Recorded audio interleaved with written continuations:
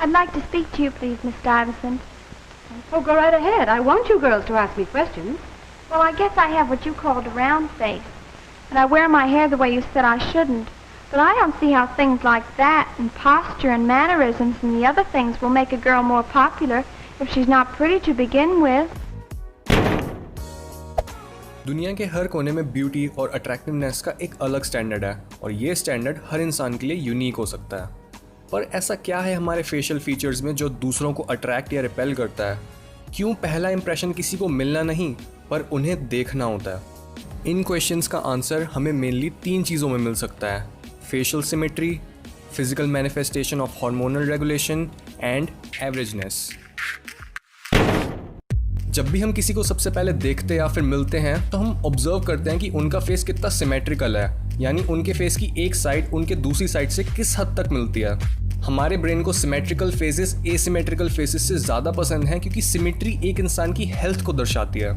Asymmetry face की development के time हुई अबनॉर्मेलिटीज से भी रिलेटेड होती है और एनिमल्स में एसिमेट्री ज़्यादातर पैरासिटिक इन्फेक्शंस का भी साइन होती है। ऑल्दो ऑलमोस्ट हर इंसान के जीन्स प्रोग्राम्ड होते हैं एक सिमेट्रिकल फेस बनाने के लिए, पर कई फैक्टर्स जैसे एज, इन्फेक्शंस, डिजीजेस, स्लीपिंग और ईटिंग हैबिट्स फेस को एसिमेट्रिकल बना देते हैं। सो अगर हम देखें कि किसी का फेस सिमेट्रिकल है तो सबकॉन्शियसली हमें पता चल जाता है कि इनका इम्यून सिस्टम स्ट्रांग है और इनके साथ बच्चे पैदा करें अगर हम तो वो काफ़ी हेल्दी होंगे और वो बीमारियों से बचे रहेंगे। This is Y natural selection की वजह से हमें सिमेट्रीज इतनी अट्रैक्टिव लगती हैं और इस साइन को फॉलो करने पे हमें दूसरों के ओवर एवोल्यूशनरी एडवांटेज मिल जाती है।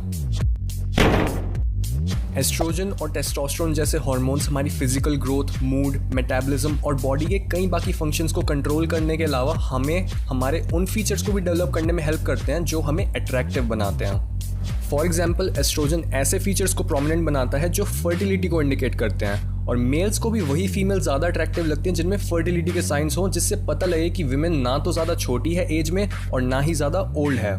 एक फेस जो कि काफ़ी बच्चों जैसा होता है वो सिग्नल देता है कि ये फीमेल अभी फर्टाइल नहीं हुई है, और एक फेस जो कि काफ़ी मैच्योर लगता है वो इंडिकेट करता है कि इस वुमन का फर्टिलिटी पीरियड निकल चुका है। This is why estrogen right balance में होना बहुत ज़रूरी होता है, और ऐसा नहीं होता तो मेल समझ ही नहीं पाता कि किसके साथ मेट करने पे सक्सेसफुल रिप्रोडक्शन होएगा और किसके साथ नहीं।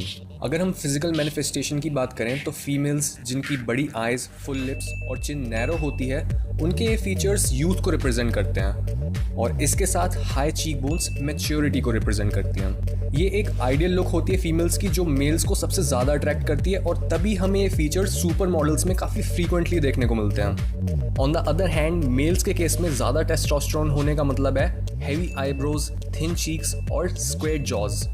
ऑल्दो हाई टेस्टोस्टेरोन एक मेल बॉडी पे काफ़ी हार्श होता है, और एवोल्यूशन की वजह से ये एक और सिग्नल बन गया कि जो मेल्स ज़्यादा फिट होते हैं सिर्फ वही हाई टेस्टोस्टेरोन से इम्यून सिस्टम पे हुए इम्पैक्ट्स को झेल सकते हैं। Survival of the fittest as this है।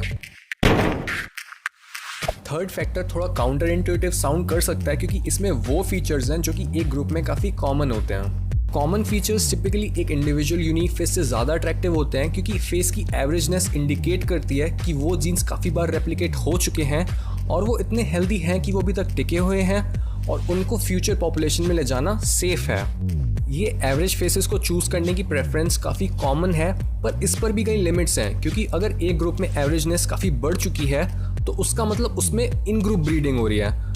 इसकी वजह से उसमें लैक ऑफ जेनेटिक डाइवर्सिटी की वजह से हेल्थ प्रॉब्लम्स आने लगेंगी। इस केस में लोग ग्रुप के बाहर ऐसे ऑप्शन ढूंढने लगेंगे जिनमें मिक्स्ड फीचर्स हों।